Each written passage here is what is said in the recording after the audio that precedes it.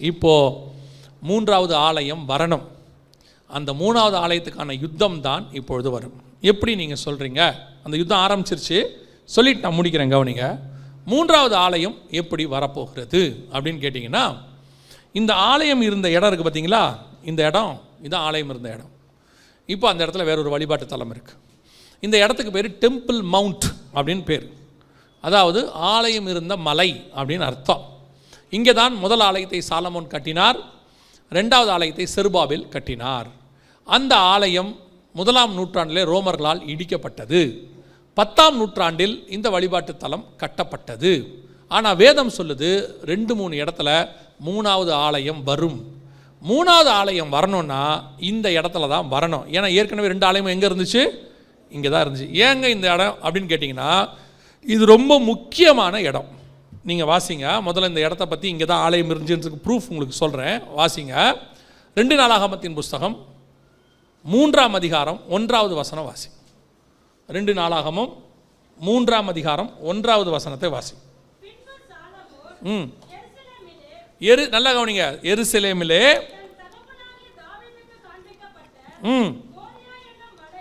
மோரியா என்னும் மலையில்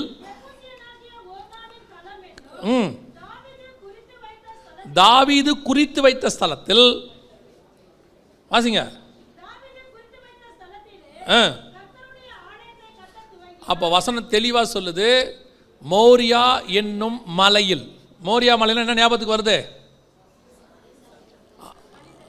ஆதியாகமத்தின் புஸ்தகம் 22ஆம் அதிகாரம் 2வது வசனத்தில் ஆபிரகாம் ஈசாக்கை கொண்டு போய் பலி கொடுக்க மோரியாவின் மலைகளில் ஒன்றின் மேல். ஈசாக்கு பலி கொடுக்க கொண்டு போன இடமோ, ஆலயம் கட்டுவதற்கு தாவீது காசு கொடுத்து வாங்கின இடமோ, சாலமோன் தேவாலயம் கட்டின இடமோ, செருபாபேல் தேவாலயம் கட்டின இடமோ இந்த இடம்தான். ஏறக்குறைய 4000 வருஷம் இந்த இடம் அவங்க கையில் இருக்கிறது. அவங்கக்கிட்ட தான் இந்த இடம் இருக்குது. இப்போ அங்கே ஒரு வழிபாட்டு தலம் இருக்குது.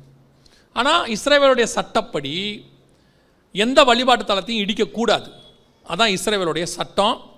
1967 ஜூன் மாதம் போடப்பட்ட சட்டம் அது. எந்த வழிபாட்டு தலத்தையும் இடிக்கக்கூடாது. அதனால் இதை இன்னும் அவங்க பத்திரமா வச்சுருக்கிறாங்க. ஆனால் வசனத்தின்படி இங்கே என்ன வரணும்? 3வது தேவாலயம் வரணும். இப்போது நீங்கள் வாசித்த அந்த வசனத்தை திருப்பி வாசிங்க. எசேக்கியேல் 38:8 வாசிங்க. எசேக்கியேல் 38:8 திருப்பி வாசிங்க. அநேக நாட்களுக்கு பிற்பாடு நீ விசாரிக்கப்படுவாய். பட்டயத்துக்கு நீங்களாகி வந்தவர்கள் பற்பல ஜனங்களிலிருந்து சேர்த்து கொள்ளப்பட்டு வந்தவர்களின் தேசத்தில் கடைசி வருஷங்களில் வருவாய். நல்லா கவனிங்க. நெடுநாளாய் பாழாய் கிடந்து பிற்பாடு ஜாதிகளிடத்திலிருந்து கொண்டு வரப்பட்டவர்கள் எல்லோரும் சுகத்தோടെ குடியிருக்கும் இஸ்ரவேலின் மலைகளுக்கு விரோதமாய் நீ வருவாய். இஸ்ரவேலின் மலைகளுக்கு விரோதமாய் நீ வருவாய். பர்டிகுலராக இந்த யுத்தம் எந்த இடத்துல நடக்கும்? இஸ்ரவேலுடைய மலையில். இன்னும் ஒரு வசனத்தை வாசிங்க. எசேக்கியேல் 39 அடுத்த அதிகாரம் 2வது வசனத்தை வாசிங்க.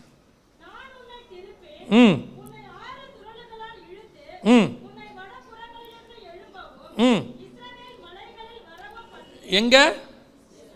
இஸ்ரவேல் மலைகளில் வரவும் பண்ணி. அப்போ ஒரு தடவைக்கு 2 தடவை இருக்கு. இஸ்ரவேல் மலையில் யுத்தம் வரப்போகுது. அந்த யுத்தம் ஆரம்பிச்சிருச்சு. 2023 அக்டோபர் மாதம் 7ஆம் தேதி அந்த பர்டிகுலர் இடத்துக்கு மலைக்கு சண்டை ஆரம்பிச்சிருச்சு. சண்டை ஆரம்பித்து 1 வருஷத்துக்கு மேலே ஆயிடுச்சு.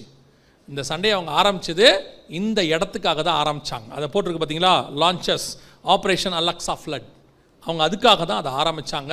அந்த சண்டை ஆரம்பித்து 1 வருஷத்துக்கு மேலே போச்சு. இப்போது சமாதானம், பீஸ், சீஸ்ஃபயர் வந்திருக்கு, சமாதானம் வந்திருக்கு. இப்போ பரிமாற்றம், ஹோஸ்டேஜ், அதாவது அகதிகளை அந்த பிடிக்கப்பட்டவங்களை பரிமாறிக்கொள்கிறாங்க அப்படின்னு சொல்கிறாங்க.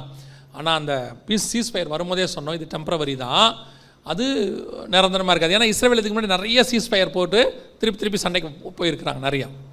இப்போ ட்ரம்ப் வந்திருக்கிறாரு. இன்றைக்கி என்ன கிழமை? இன்றைக்கி மத்தியானம் 12 மணி வரைக்கும் தான் அவர் டைம் கொடுத்தாரு. அவங்க டைமுக்கு டைம் கொடுத்தாரு. அவர் மொத்த பணைய கைதிகளையும் என்ன செய்யணும்? விடுதலையாக்கணும்னு சொன்னார். இன்றைக்கி அவங்க 3 பேரை தான் விடுதலையாக்கியிருக்கிறாங்க. இன்றைக்கி என்ன பண்ணியிருக்கிறாங்க? 3 பேரை விடுதலை ஆக்கியிருக்கிறாங்க. இன்னும் பணைய கைதியில் அவங்க கையில் இருக்கிறாங்க. நாளிலிருந்து நமக்கு விஷயம் தெரியும். நாளில் என்ன செய்யும்? விஷயம் தெரியும். ட்ரம்ப் இப்போ ஏன் 2வது தடவை வந்திருக்கிறார்? முதல் தடவை வந்தபோது அவர்கிட்ட என்னென்னமோ சொன்னாங்க. ஆனால் அவர் வந்தது இஸ்ரேலுக்கு தலைநகராக எதை மாற்றுறதுக்கு? எருசலேமை மாற்றுறதுக்கு. இப்போ ஏன் வந்திருக்கிறாரு அப்படின்னு கேட்டிங்கன்னா, அமெரிக்கா பொருளாதாரத்தை தூக்கி நிறுத்த, ரஷ்யா உக்ரைன் பிரச்சனையை சால்வ் பண்ண, அது கிரீன்லேண்டை பிடிக்க, கனடாவை எடுக்க, என்னென்னமோ சொல்கிறாங்க. அதெல்லாம் அவங்க காரணம். ஆனால் உலக பிரகாரம் ஸ்பிரிச்சுவலாக ஆவிக்குரிய விதத்தில் காரணம் என்னென்னா, இந்த இடத்த எடுத்து இஸ்ரேல் கையில் அவர் கொடுத்துருவார். அதுக்கு தான் ட்ரம்ப் வந்திருக்காப்புல. இந்த 4 வருஷத்துக்குள் அது நடக்க நிறைய வாய்ப்பு இருக்குது. அதுக்கான யுத்தம் தான் இந்த வருஷம் உச்சத்துக்கு போக வாய்ப்பு இருக்குது. இந்த வருஷம் அடுத்த வருஷத்துக்குள்ளே. ஏன்னா இப்போ திருப்பி இன்றைக்கி சீஸ்ஃபயர் இன்றைக்கி நாளைக்குள்ளே முடிவுகிறதோ அல்லது எக்ஸ்டன் ஆகுதோ எப்படியோ, ஆனால் இந்த பிரச்சனை இப்போ முடியாது. இந்த பிரச்சனை இந்த இடத்த எடுத்து ட்ரம்ப் கொடுக்குற வரைக்கும் போகாது. ஏன்னா அவங்க ஃபஸ்ட்டு தேசத்துக்காக யுத்தம் ஆரம்பித்தாங்க. தேசம் இஸ்ரேல் வசம் வந்துச்சு. எருசலேமுக்காக யுத்தம் ஆரம்பித்தாங்க. எருசலேம் இஸ்ரேல் வசம் வந்துச்சு. இப்போது இந்த தேவாலய மலைக்காக யுத்தம் ஆரம்பிச்சிருக்கிறாங்க. இந்த இடமும் அவர்கள் கைக்கு தான் வரும். ஸோ இந்த யுத்தம் தான் இப்போ போயிட்டுருக்கு. இந்த யுத்தத்தில் 2 முக்கியமான காரியங்களை நீங்கள் பார்க்கக்கூடும். ஒன்று, இந்த வழிபாட்டு தலத்தை அவர்கள் இல்லாமல் போக பண்ணுவார்கள். எப்படி போகலாம்? ஒன்று யுத்தத்திலே போகும், இல்லை என்றால் ஒரு மிக முக்கியமான சம்பவம் நடக்கும். நான் வந்து தீர்க்க தரிசனம் சொல்கிறதில்ல, பைபிள்லேருந்து சொல்கிறேன். அந்த வசனத்தை நோட் பண்ணிக்கங்க. உங்கள் கண்கள் காண காதுகள் கேட்க இது நடக்கும். நடக்கும்போது புதுசாக பார்க்கக்கூடாது நியூஸில். இது இப்போவே பைபிளில் உள்ளதான் உங்களுக்கு சொல்கிறோம். எசேக்கியேல் புஸ்தகம் 38ஆம் அதிகாரம் 19வது வசனத்தை வாசிங்க. இஸ்ரேல் தேசத்தில் என்ன வரப்போகுது? ஒரு பெரிய பூமி அதிர்ச்சி வரும். பெரிய அதிர்ச்சி உண்டாகி இஸ்ரவேலில் பூமி அதிர்ச்சி வருகிறதை நீங்கள் கேட்பீர்கள். உலகம் முழுக்க பூமி அதிர்ச்சி வந்துடுறதை பார்த்துக்கிட்டே இருக்கிறீங்களா? அங்கே வருது இங்கே வருதுன்னு. இஸ்ரவேலில் வரும்போது நீங்கள் 10ஓட 11 விட்டுருவீங்க. ஆனால் இஸ்ரவேலில் வர்றது 10ஓட 11 இல்லை, அது தீர்க்க தரிசனம். இந்த பூமி அதிர்ச்சியில் இந்த வழிபாட்டு தலம் விழுவதற்கும் வாய்ப்பு இருக்கிறது. அப்படி விழுந்தால் அந்த இடத்தை ட்ரம்ப் முழுவதுமாக ஆக்கிரமிப்பு பண்ணுவார். ஏன்னா இப்போ அவர் என்ன சொல்லியிருக்கிறாருன்னா, காசாவை முழுசாக நான் என்ன செய்ய போகிறேன்? எடுக்க போகிறேன், அங்கே இருக்கிறவங்களாம் வெளியே போங்கன்னு சொல்லியிருக்கிறார். இது எல்லாமே அடுத்த 2 வருஷத்துக்குள்ளே நம்ம கண்களுக்கு முன்பாக இதெல்லாம் எடுப்பாங்க. இந்த இடம் இஸ்ரேல் கைக்கு போகும். இந்த காரியம்தான் நடக்கும். இப்போ 2வது உங்களுக்கு என்ன அடையாளம் அப்படின்னு கேட்டிங்கன்னா, எசேக்கியேல் 39:2 வடக்கு பக்கத்துலேருந்து ஒருத்தன் வருவான்னு இருக்குல்ல அந்த யுத்தத்துக்கு, அது வேறு யாரும் இல்லை, வடக்கு பக்கத்துலேருந்து வரப்போகிறது ரஷ்யா. எசேக்கியேல் 38:2 அது சொல்லப்பட்டிருக்கு. ரஷ்யாங்கிற வார்த்தை இருக்குது, ரோஷுங்கிற வார்த்தை இருக்குது. தமிழில் மட்டும் இருக்காது, இங்கிலீஷில் மராத்தியில் எல்லாத்துலேயும் இருக்கும். இங்கே மட்டும் தமிழில் மட்டும் அதை டிரான்ஸ்லேட் பண்ணிட்டாங்க. அந்த பேரை வடக்கு பக்கத்திலிருந்து ரஷ்யா வருகிறதை நீங்கள் காண்பீர்கள். இந்த இடத்த ட்ரம்ப் எடுக்க முயற்சி பண்ணால் நாங்கள் விடமாட்டோன்னு சொன்ன மிக முக்கியமான நாட்டில் ஒன்று ரஷ்யா இப்போ அனௌன்ஸ் பண்ணியிருக்குது. ஸோ இந்த இடத்துக்கான யுத்தம் ஆரம்பிக்கும். அந்த இடத்துல ரஷ்யாவும் இஸ்ரேலும் சண்டை போடும். மிகப்பெரிய யுத்தம் தொடங்கும். அது 3ஆம் உலக யுத்தமாக இருக்கும். நமக்கான அடையாளம், இஸ்ரேல் தேசத்தில் பெரிய அதிர்ச்சி வரும். அதே வேளையில் அந்த வழிபாட்டு தலம் இருக்கிற இடம் இஸ்ரேல் கைக்கு போகும். அதை ட்ரம்ப் வாங்கி கொடுப்பாரோ அல்லது யுத்தத்தில் கிடைக்குமோ, இந்த 4 வருஷத்துக்குள்ளே அதை செய்யறதுக்கு தான் அவர் வந்திருக்கிறாருன்னு நான் நம்புகிறேன். ஏன்னா முதல்ல வந்தபோது எருசலேம் வாங்கி கொடுத்தாரு, இப்போ இடத்த வாங்கி கொடுக்கும். ஆனால் கண்டிப்பாக ட்ரம்ப் தேவாலயம் கட்ட மாட்டார். ட்ரம்ப் கண்டிப்பாக என்ன செய்ய மாட்டார்? தேவாலயம் கட்ட மாட்டார். தேவாலயம் கட்டுறவன் வேற ஒருத்தன் அவன் வருவான். ஸோ இப்போது வசனத்தின்படி இந்த யுத்தம் தான் தொடங்கி இருக்கிறது. கடைசி நாட்களில் சம்பவிக்க வேண்டிய யுத்தம், இஸ்ரேல் மலைக்கு யுத்தம், அது ஸ்டார்ட் ஆகிடுச்சு. ஸ்டார்ட் ஆகி 1 வருஷத்துக்கு மேலே போய்கிட்டே இருக்கு. ஆனால் இது எதுவுமே நமக்கு தெரியாது. அதான் முக்கியம். இதெல்லாம் தீர்க்க தரிசனத்தில் இருக்குன்னு நமக்கு என்ன செய்யாது? தெரியாது. நம்மளை பொறுத்த வரைக்கும் 2025 வாக்கு தத்தத்தின் வருஷம். இந்த வருஷம் உங்களை அப்படி ஆக்குவார், இப்படி ஆக்குவார், நீங்கள் எப்படி வேணாலும் ஆகுங்க, ஒன்றும் பிரச்சனை இல்லை. வாக்கு தத்தங்கள் ஒளிந்து போகிறதில்லை. கர்த்தர் ஆசீர்வதிக்கிற ஆசீர்வாதம் அது அந்த காலத்துக்குரியது வரும். இந்த வருஷத்தில் உங்களுக்கு என்னென்ன தேவையோ எல்லாம் என்ன செய்வார்? கண்டிப்பாக கொடுக்க தான் போகிறாரு. ஆனால் நீங்கள் தெரிந்து கொள்ள வேண்டியது ஒன்று இருக்குல்ல, நீங்கள் இதை வச்சுக்கிட்டு அதை விட்டுட்டீங்க பாருங்கள். அதனால தான் ஆண்டவர் சொல்கிறார், அறிவின்மையால் என் ஜனங்கள் சங்காரமாகிறார்கள். ஸோ இவ்வளோ பெரிய யுத்தம் வருது. இந்த யுத்தத்திலிருந்து உங்களை என்னையும் எது பாதுகாக்கும்? இந்த யுத்தத்தில் நாம் என்ன செய்ய வேண்டும்? அந்த வசனத்தை மட்டும் வாசிங்க, முடிச்சிடலாம். மத்திய 24:6 வாசிங்க. யுத்தங்களையும் யுத்தங்களின் செய்திகளையும் கேள்விப்படுவீர்கள். என்ன அர்த்தம்? எப்படி? இவ்வளோ பெரிய யுத்தம் வரப்போது, ஸ்டார்ட் ஆயிடுச்சு, நியூக்ளியர் வார் வரும்னு சொல்கிறாங்க, மிக மோசமான யுத்தத்தில் நாம் இருக்கிறோம்னு உக்ரைன் அதிபர் சொல்கிறாரு, ஆல்ரெடி 3ஆம் உலக யுத்தத்தில் இருக்கிறோன்னு சொல்கிறாரு. இப்போது ட்ரம்ப் அந்த இடத்த எடுக்க போகிறேன்றாரு, காசாவை. பரபரப்பாக இருக்குது. இன்றைக்கி இப்போது நாங்கள் வரத்துக்கு முன்னாடி ஈரானுடைய நியூக்ளியர் உலைகளை நான் தாக்க போகிறேன்னு சொல்லி இஸ்ரேல் சொல்லுது. அதுக்கு ட்ரம்ப்புக்கிட்ட பர்மிஷன் கேட்டிருக்கோம், அவர் சரி சொல்லியிருக்கிறாருன்னு சொல்கிறாங்க. எப்படி இந்த வருஷத்துக்குள்ளே ஈரான் அடிச்சிருவாங்கன்னு எல்லாரும் சொல்கிறாங்க. அந்த நியூக்ளியர் வார் ஸ்டார்ட் ஆச்சுன்னா உலகமே அல்லோகலப்படும். ஆனால் பைபிள் சொல்லுது, யுத்தங்களையும் யுத்தங்களின் செய்திகளையும் கேள்விப்படுவீர்கள், கலங்காதபடிக்கு எச்சரிக்கையாயிருங்கள். அப்படின்னா என்ன அர்த்தம்? இவ்வளவும் நடக்கும்போது பயப்படாத. எப்படிங்க பயப்படாமல் இருக்கிறது? அதுக்கு தான் ஆண்டவர் தெளிவாக சொல்லி வச்சிருக்கிறாரு. 91ஆம் சங்கீதம் தெளிவாக சொல்லுது, பகலில் பறக்கும் அம்பிற்கும், இருளில் நடமாடும் கொள்ளை நோய்க்கும், மத்தியானத்தில் பாழாக்கும் சங்காரத்திற்கும் நான் பயப்பட மாட்டேன். காரணம், நான் உன்னதமானவருடைய மறைவில் இருக்கிறேன், சர்வ வல்லவருடைய நிழலில் தங்கியிருக்கிறேன். இந்த வரப்போகிற இந்த காரியங்கள்லேருந்து உங்களை அரசாங்கம் பாதுகாக்குமா, பணம் பாதுகாக்குமா, உங்கள் அறிவு பாதுகாக்குமா, அறிவியல் சயின்ஸ் பாதுகாக்குமா தெரியாது. ஆனால் நிச்சயமாய் கர்த்தர் பாதுகாக்க வல்லமை உள்ளவராக இருக்கிறார். அல்லேலூயா. அவர் தெளிவாக சொல்லியிருக்காரு, பகலில் பறக்கும் அம்பு, ராக்கெட் விட போகிறான், விட்டுக்கிட்டு இருக்கிறான். இப்போ இருளில் நடமாடும் கொள்ளை நோய், வைரஸ்லாம் வருதாமா பெருசு பெருசா. மத்தியானத்தில் பாழாக்கும் சங்காரம், எத்தனையோ இயற்கை பேரழிவுகள் எல்லாம் வருது. இவைகளுக்கு நடுவில் உங்களையும் என்னையும் பறந்து காக்கிற பட்சியை போல பாதுகாக்கிற தேவன் ஒருவர் இருக்கிறார். எகிப்து முழுக்க வாதை வந்தாலும் அது இஸ்ரவேல் இருந்த கோசே நாட்டில் வரவில்லை என்று வேதம் சொல்லுகிறது. இஸ்ரவேல் முழுக்க பஞ்சம் வந்தாலும் அது எலியாய் இருந்த வீட்டுக்குள் வரவில்லை என்று வேதம் சொல்லுகிறது. உலகம் முழுக்க யுத்தம் வந்தாலும் நம் வீட்டில் இருக்கிற ஆண்டவர் ஆவியானவர் நம்மை சேதம் அணுகாதபடி பாதுகாக்க வல்லமை உள்ளவராய் இருக்கிறார். நாம் என்ன உபயாந்திரங்களை கையாண்டாலும், நீங்கள் பார்த்துருப்பீங்களா, கொரோனாவில் நமக்கு தெரியாத அறிவியலா, தெரியாத மெடிசனா, மருத்துவம் அப்படியே ஸ்தம்பிச்சு நின்றுச்சு. பணக்காரங்கிட்ட பணம் இருந்துச்சு, மருந்து இல்லை. பணக்காரங்கிட்ட பணம், கிரெடிட் கார்டு, தங்க நகம் எல்லாம் இருந்துச்சு. ஆனால் ஹாஸ்பிட்டலில் ஒரு சிலிண்டர் இல்லை, ஆக்சிஜன் சிலிண்டர். ஒரு ஐசியூவில் பெட் இல்லை. ரோட்டில் காரை திறந்துட்டு படுத்து கிடந்தாங்க. அதில் உங்களுக்கு ஒரு அறிவு வந்திருக்கணும். நமக்கு என்ன தெரியுமா? ஒரு சமயம் வரும்பொழுது பணம், படிப்பு, ஆஸ்தி, சம்பாத்தியம், மனுஷன் எதுவும் அல்ல, தேவனாகிய கர்த்தர் ஒருத்தரே பாதுகாக்க வல்லமை உள்ளவராகிறார். அதை கொரோனா நிரூபிச்சிருக்கு. கொரோனா நிரூபிச்சுட்டு போயிருக்குது.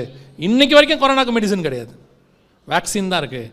ஆனால் தேவனாகிய கர்த்தர் அன்னைக்கும் இன்னைக்கும் என்னைக்கும் பாதுகாக்க வல்லமை உள்ளவராக இருக்கிறார். அதனால தான் ஆண்டவர் தெளிவாக சொல்கிறாரு, இவைகளெல்லாம் சம்பவிக்கும், கலங்காதபடிக்கு எச்சரிக்கையாக இருங்கள், பயப்படாதீங்க, இது எதுவும் உங்களையும் என்னையும் அணுகாது. கர்த்தர் இவைகளை இந்த செய்தியை எச்சரிப்பு செய்தியாக கொடுக்கப்படுது தெரியுமா? யுத்தம் வருது, அழிவு வருதுன்னு சொல்கிறதுக்கு இல்லை, அது வரப்போகிறது உண்மைதான். நீங்கள் பயப்படாதீங்க, அதுக்கு நடுவில் நம்மளை பாதுகாக்கிற தேவன் ஒருவர் இருக்கிறார். அதுக்குத்தான் இந்த செய்தி கொடுக்கப்படுகிறது. அல்லேலூயா. வெகு சீக்கிரத்தில் ஆண்டவர் வரப்போகிறார். இனி காலம் செல்லாது.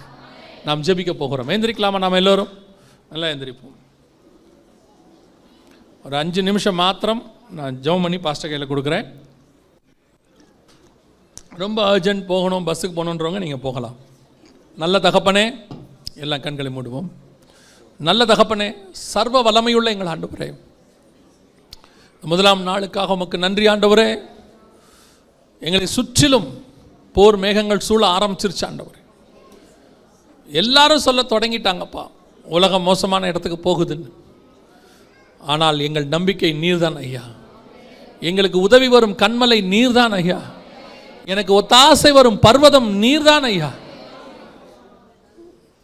உலகத்தில் மனுஷர்களால் கூடாத காரியம் எவ்வளவோ இருக்கு ஆண்டவரே. இயற்கையை ஜெயிக்க முடியாது. புதுசாக வர வியாதியில் ஸ்தம்பிச்சு போய் நிற்கிறோம். எத்தனையோ காரியங்கள் பணம் இருந்தும் எங்களால் செய்ய முடியாமல் இருக்கு. பணம் இருக்கிற எத்தனையோ பேர் வியாதியை சுகமாக்க முடியாமல் வீட்டில் படுத்து கிடக்கிறாங்க. எவ்வளவோ கோடி கோடியா பணம் இருக்கு, தன் பிள்ளைகளுக்கு சுகம் கொடுக்க முடியாமல் படுத்து கிடக்கிறாங்க. எத்தனை லட்சம் கோடி இருந்தாலும் இந்த வியாதிக்கு மருந்து இல்லையா அப்படின்னு சொல்ற எத்தனையோ கோடீஸ்வரம் வீடு இருக்குது. ஆனால் உங்களுக்கும் எனக்கும் தேவனாகிய கர்த்தர் சுகம் கொடுக்கிறவராய், சர்வ வல்லமை உள்ளவராய், பாதுகாக்கிறவராய் இருக்கிறார். எவ்வளோ பெரிய ஆசீர்வாதம்! தேவன் இனி வருகிற காலங்களிலும் உங்களை பாதுகாக்க வல்லமை உள்ளவர். இனி கலங்காது இருங்கள், இனி எதுக்கும் பயப்படாதீங்க. தேவனுடைய கரம் நம்மோடு கூட இருக்கிறது. ஒப்பு கொடுத்து ஜெபம் பண்ணுவோமா?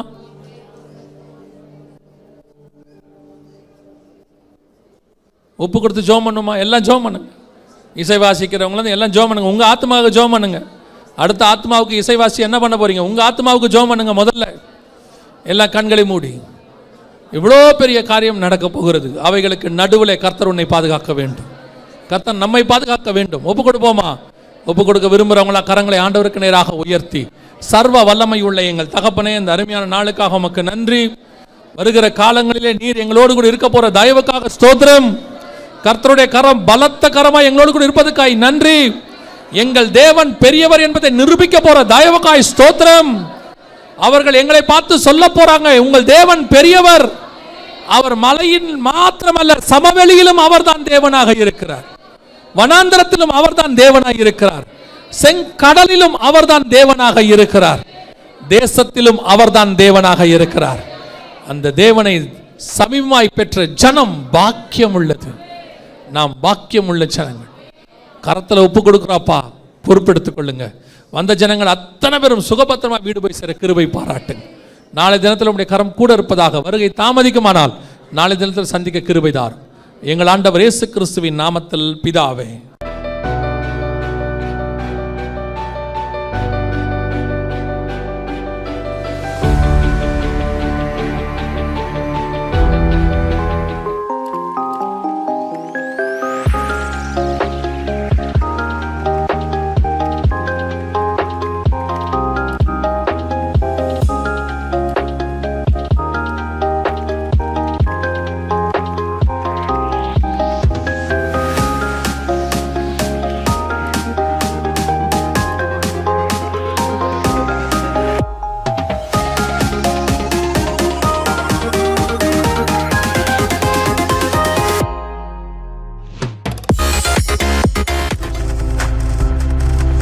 நீங்கள் பார்த்து கொண்டிருப்பது உங்கள் ஜாய் டிவி. உங்கள் துக்கம் சந்தோஷமாய் மாறும்.